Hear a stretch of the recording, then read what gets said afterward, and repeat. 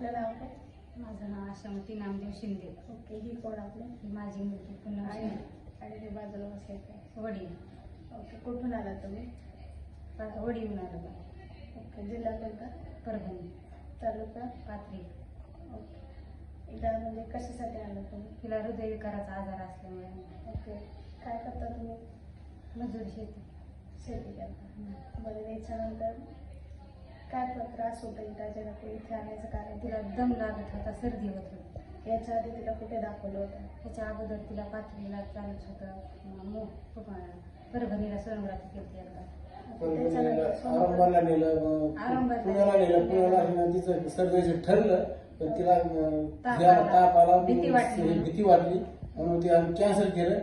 पुन्हा आता परभणीला स्टाफ शिबिर सुरू झालं, मग त्या शिबिराला गेलो. तिथे तपासलं, ते म्हणजे पुण्याला बालाजी हॉस्पिटलमध्ये जा, आम्ही तुमचा हे सांगतो त्याला. त्या हिशोबाने आम्ही इथं आलो आणि आम्ही ट्रॅव्हल्स इथं आलो, बायखाड्याला उतरलो.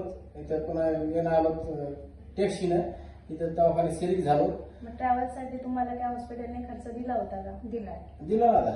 ओके, म्हणजे तिथून तुम्ही असं मोफत आला? मोफत तिथून आलो तर आमच्या पैसे, मग इथं आले आम्हाला पैसे दिले ते ना. आणि इथं मोफत आम्हाला सोय सगळी झाली, खाण्यापिण्याची सगळी सोय झाली, राहण्याची सोय झाली, आम्हाला पाणी गरम मिळालं, चहा मिळाला 2-3 टाइम, परिस्थिती सोय झाली आमची. त्याच्याबद्दल आम्ही फार फार धन्यवाद. ओके, मग तुम्हाला आता कसं ऑपरेशन कधी झालं माझ्या मुली? 10 दिवस झाले. 10 दिवस झाले.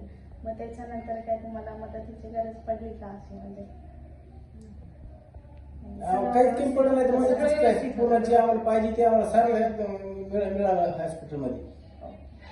भरपूर आमची जितकी आम्हाला होईल इतकी अपेक्षा नव्हती, इतकी आमची सोय झाली. मग तुम्ही या जानकर ग्रामीण विकास ट्रस्टसाठी तुमचं काय म्हणजे बोलू शकता तुम्ही त्याबद्दल? खूप आम्ही त्याचे आभारी. आम्हाला त्याचे उपकार भेटणार नाही की आम्हाला हे काम करणं होतं आमच्यापासून, आणि आम्हाला मदत केली त्याची आम्हाला बार बार उपकार भेटणार आहेत आम्हाला.